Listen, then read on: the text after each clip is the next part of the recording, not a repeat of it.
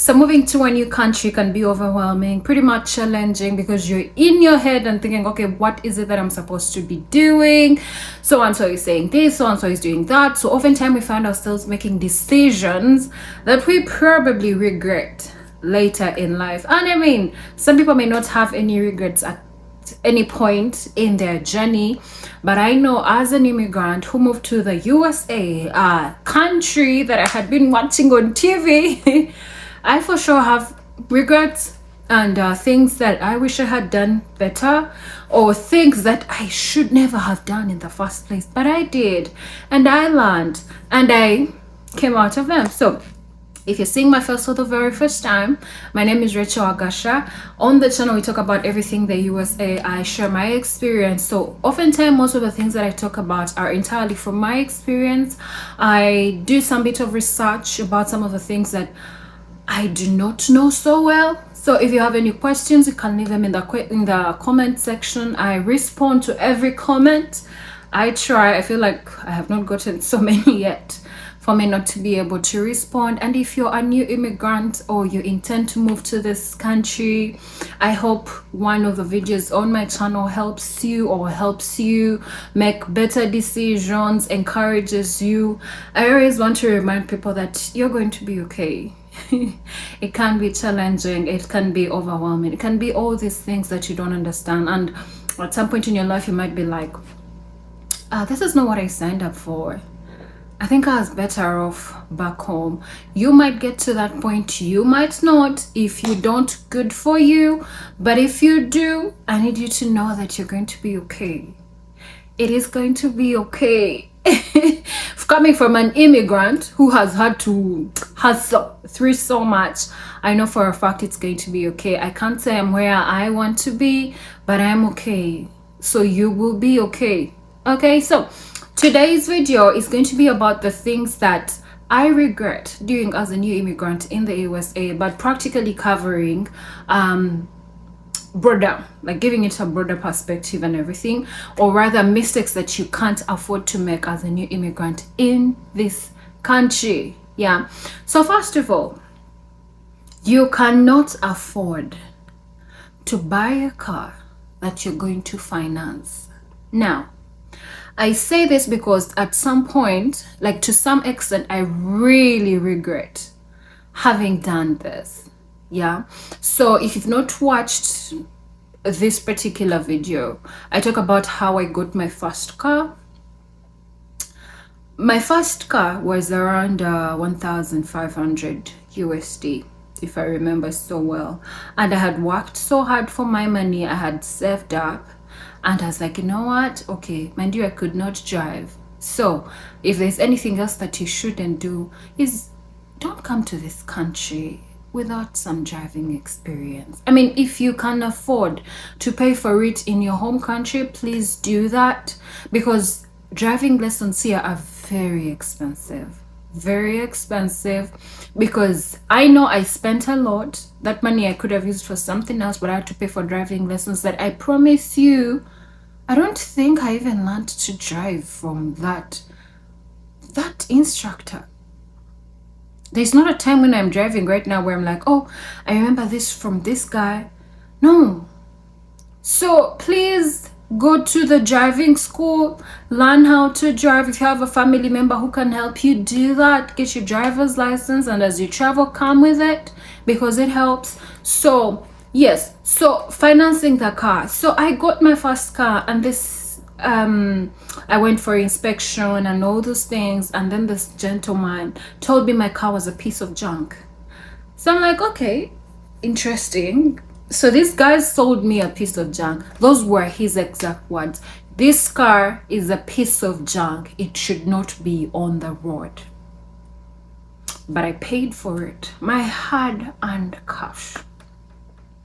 And then I go back to the dealership and I tell them, hey, you know what? This is this place, the place where you told me to go for car inspection. This guy's told me my car was a piece of junk. It's not fit to be on the road. So I've decided to return it. Tell me why these guys tell me they're valuing my car. I had taken this car. I had had this car for, basically owned this car for a week.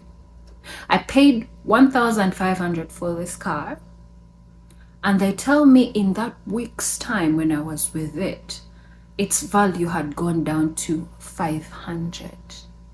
So from 1,500, the value of my car at this point was 500. Meanwhile, I did not drive this car even once. Okay, mind you, I can't drive, so I'm not going to be driving this thing anywhere. I'm looking at this gentleman, I'm like, excuse me, what? And he's like, yeah, but you know what we could do is you could finance a car. We're going to give you a car, but then you'll have to finance it, blah, blah, blah, blah. I'm like, okay, cool. Because mind you, also, I was working and I needed the car, but I could not drive, okay? So if you can't drive, don't buy the car. Unless you have someone who's willing to teach you how to drive, please don't buy the car. Because you see, it's not just about buying the car. You have to pay insurance for this car. And as a first-time driver, whoever is going to sell you the car, you're going to have to pay for full coverage if you are now financing. So now I have to start financing the car. The car was initially 3,000 and I ended up paying 6,000 for this car, okay? And every month I had to pay a total of $700 for the car. So you're paying for insurance, full coverage, I don't even remember the amount, and then you're paying for the car. And when I put this total together, it was $700 every month. Okay, so this is something that I did that I wish I didn't have to do. Okay, so of course this gentleman convinced me and said, oh, it will help you build your credit and all that stuff. There's so many other ways you can build your credit. You do not want to finance a car. It brings a particular strain on you. It stresses you. Don't finance the car. Put together your little money, 1,000, 1,500, go to a dealership. If you know about cars, pay attention to those little details. If you know someone who can help you pick out a functional car, you do that. Do not finance a car as a new immigrant. Don't put that on yourself. Another thing that I regret is not starting to build my credit early. So in this country, the country basically runs on credit. Yeah, for someone to give you a loan, you're looking for a loan maybe to buy a house or whatever, they're going to look at your credit history. For you to get a new car, they're going to look at your credit score. For someone to rent out an apartment to you, they're going to be looking at your credit score. So you build your credit score depending on how you pay your amounts, like you pay your debt. So credit works in a way of you basically have a credit card. You use it to pay for different things, and at a particular point in time, particular point of the month, you pay up everything that you used. I normally advise people to use the credit card to an amount that you know for sure you're going to be able to pay off. Okay. Another mistake you cannot afford to make is maxing out your credit card. So they'll give you a limit, let's say 1,000, okay? You cannot afford to use the entire 1,000 on your credit card. Why? Why are you doing that to yourself? But also I understand that when people get credit cards, they do not know how credit works. Someone else will convince you and tell you, oh, for as long as you're paying the minimum payment, you're good. You're simply paying the interest. You are not paying that amount. So what happens is this amount just keeps accumulating. And when you're not doing, your credit score is not growing. Credit is complicated. I would advise you as a new immigrant, use 10%, 30% of your credit card. Use an amount that you know that on the 20th of March, I'll be able to pay for everything I spent on the previous month at this point in time. So if you have a credit card of 1,000, you're advised to use 10% of that, which is 100, because 100 is easy to pay. Okay, 100 is easy to pay off, but if you go on and use 500, I mean, if you can afford to pay that, good for you. But I always advise people, use an amount that you're very sure you'll be able to pay. Do not max out your credit card. Don't max out your credit card. Because you see, people do that and then think you're just going to throw it away and then maybe apply for a new one. No, it follows you around for the rest of your life. So I regret not building my credit early, because right now the one thing that is affecting my credit score is my credit history. I've only had my credit cards for like 2 years. Yeah, and it would have been more because I spent most of my time, like a whole year, without a credit card, which could have been another way that would have contributed to my credit history. So the moment you get your social security card, go to your bank, apply for a credit card, and start building your credit, because in the near future you will definitely need it. So another mistake that people tend to make, I didn't make this because I knew what it is that I wanted. You know, you sit there and you're thinking, oh my God, so and so is my age mate and they're at this point in their life. Listen, you ought to be patient with yourself, okay? How things are running for me may be very different from how things are going to run for you. Yeah, we get here and we are so full of that thought of, I need to be doing this, I need to be doing that, I need to be doing this and that and that. And this happens so often if you have like people back home that you need to send money to and all that stuff, and you're putting yourself on so much pressure. I'm going to hold your hand when I say this. Be patient with yourself, okay? In as much as you want things to go a certain way, be patient with yourself. Things might not work out as quickly for you as they did for the other person, depending on different circumstances, because, you know, we have different levels of qualification. We know different people. So you might be looking at someone who had family here when they got here, someone who had people looking out for them when they got here, someone who had their way paved for them when they got here. Be patient with yourself. Work on yourself and hope and pray that things work out for you, okay? You might not be where so-and-so is, but find comfort and peace wherever it is that you are. This helps you to even be a better version of yourself. Another mistake that people commonly make is sending money back home. Now, I have a family back home that I love so much. I love my mother. I love my siblings. I love my uncles, my grandmother. I love these human beings so much. But we are oftentimes put on the pressure. Let me tell you, when we come here, when we keep telling people life is not how you guys think it is, it actually isn't. Personally, my family, very amazing. My mother told me when I was leaving Uganda, tewali gwolese wanonga talya nti kati wogenza agenda kufa. You've not left and you've not been feeding anyone here. So now that you've gone, they are going to die. No. My family is so beautiful, so understanding in a way that I don't owe them anything. I do not owe anyone anything of if I got my money. It is my money. I decide who to give my money. I decide when I want to give you my money. No one is back home expecting me to send them money. However, my situation is different. There are people who come here and they've left a whole family back home. You're a husband who has a wife and children back home. These people are looking at you and expect you to feed them, literally take care of them in every aspect of the word. If you're watching this video and you are in Uganda and you have a family member, or you're from any part of the country or Africa or wherever, and you have family or someone in the USA who you expect to send you money every once in a while, when they genuinely tell you there is no money right now, there is actually no money.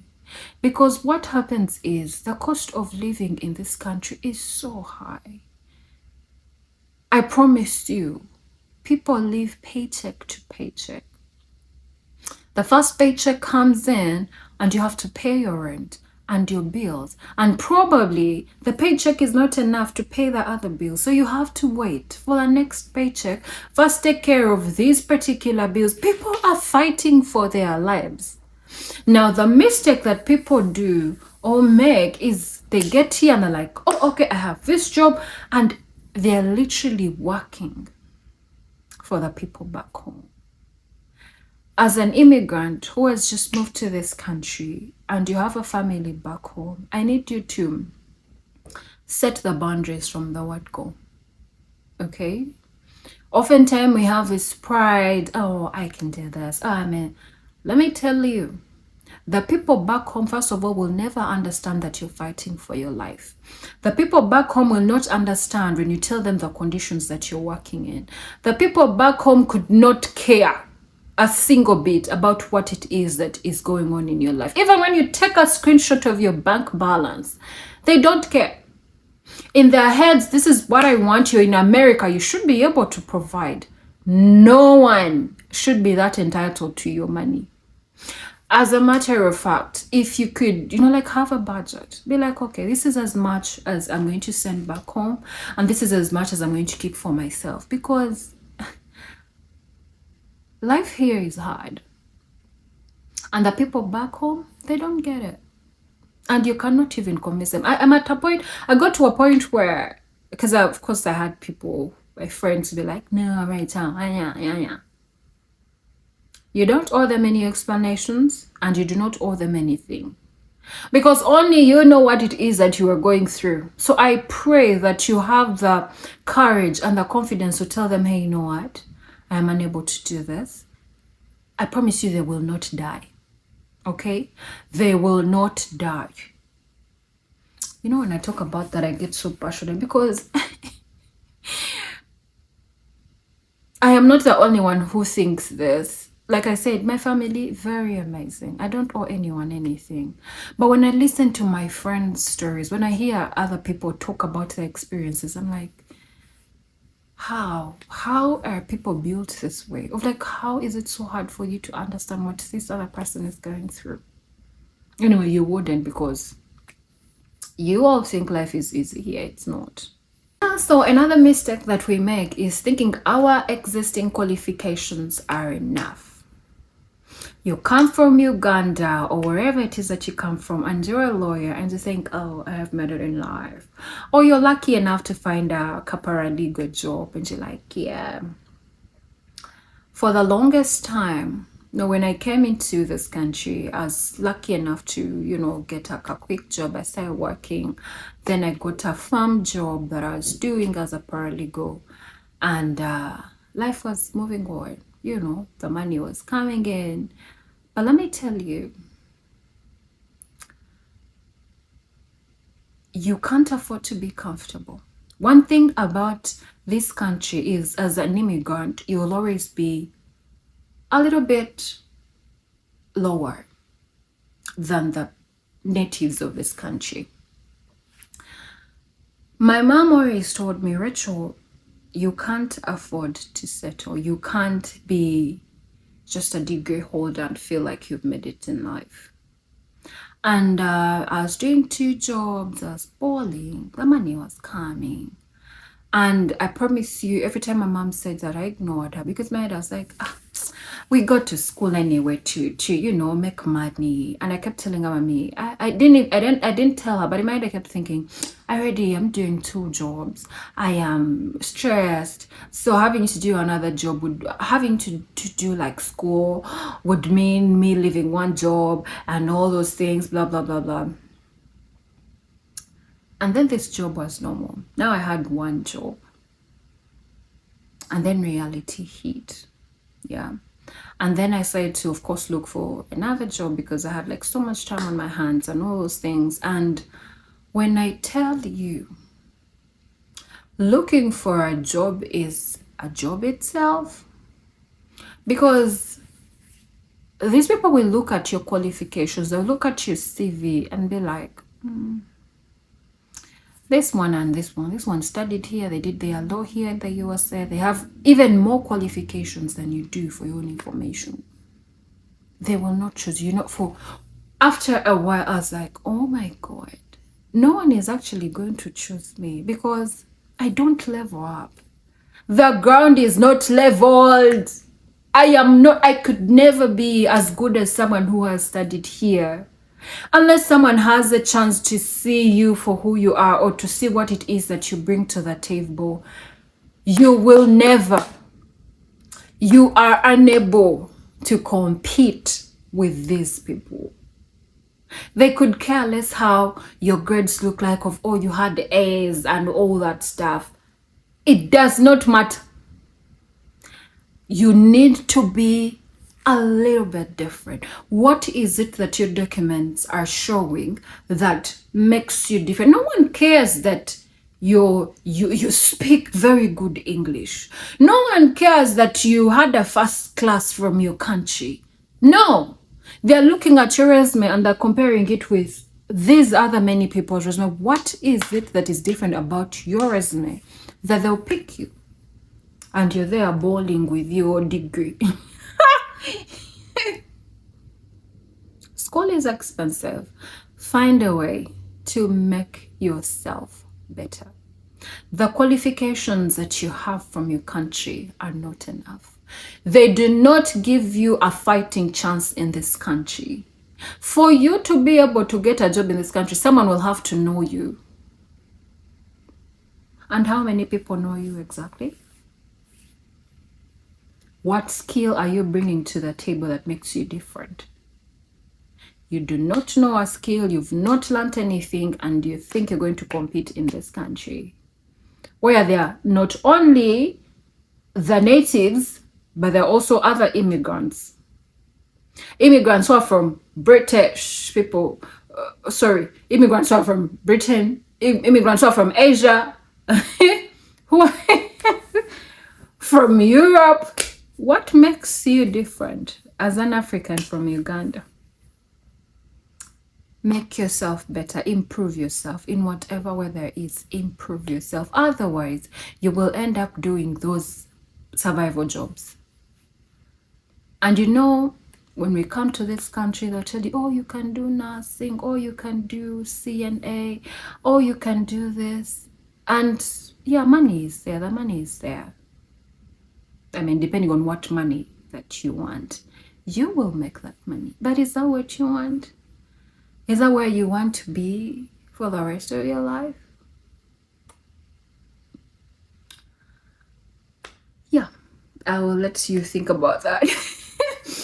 Then another mistake, again, kind of related, is staying in the comfort zone. You come here, you live with your mom, your parents, you get comfortable. You probably get a job at the store. You don't have bills to pay. You have nothing in you that is challenging you to do better. You don't have a family. You don't have children to take care of. I mean, you're balling.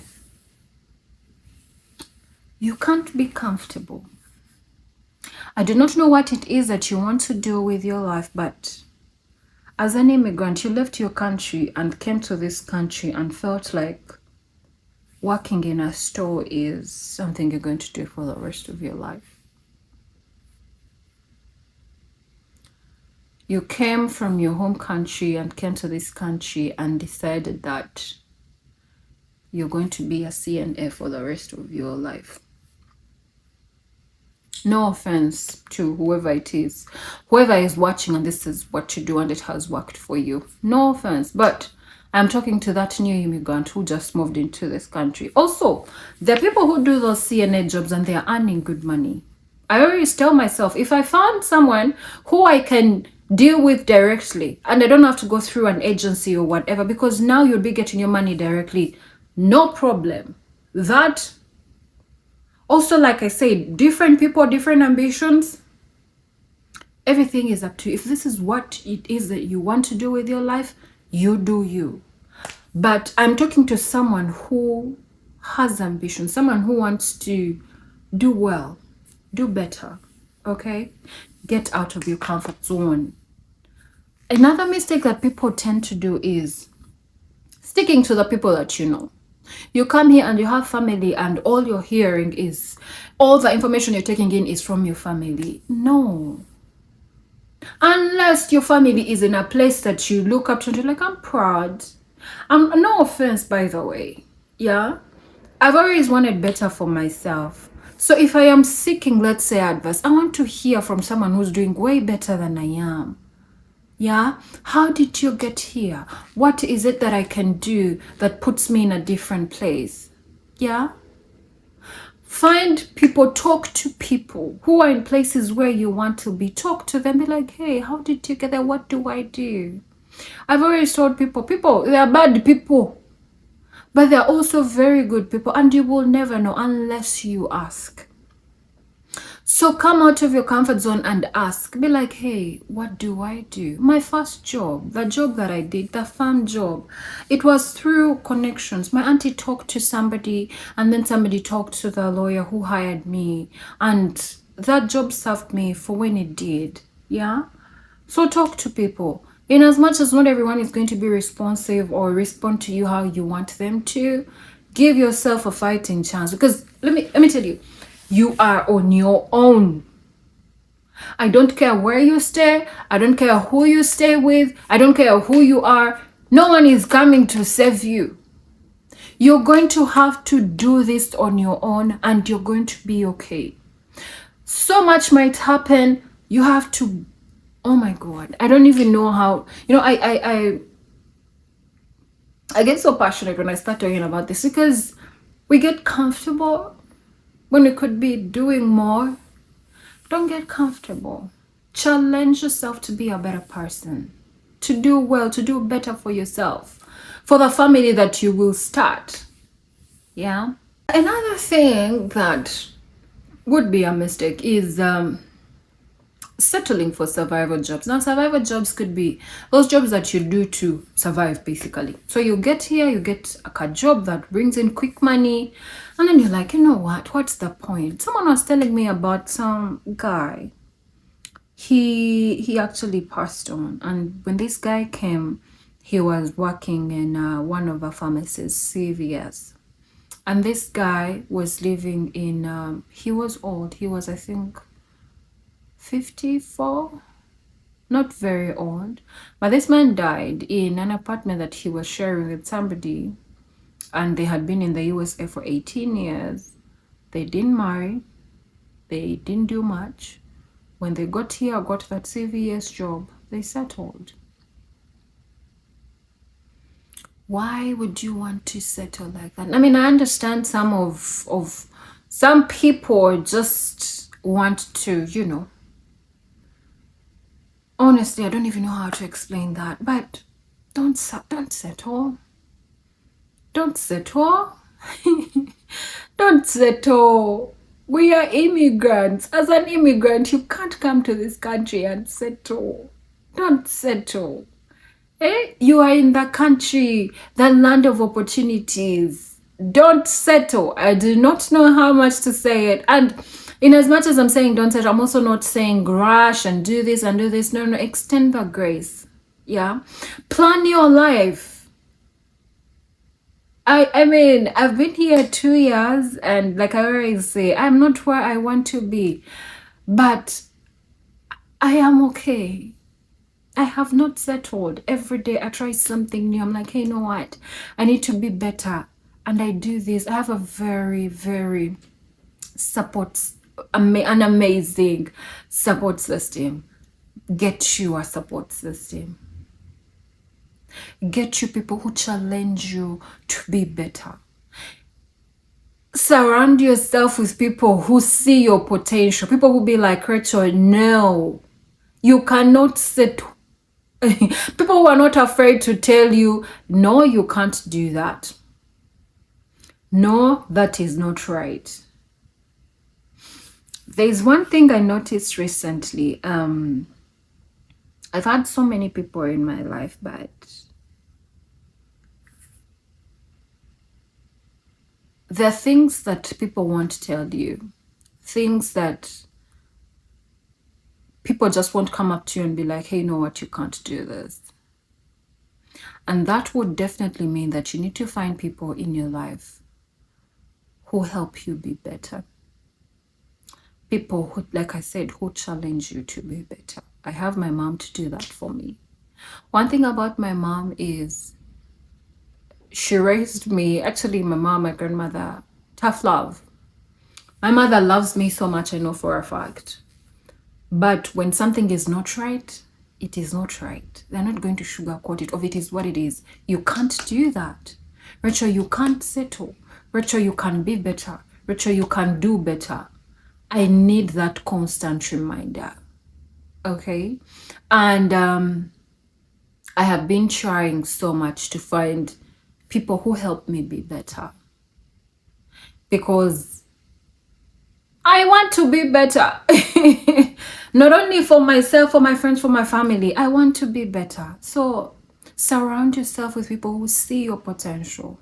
People who come up to you and be like, hey, you know, what do you think about this? Hey, do you think this, you know, people who pick your brain, people who encourage you.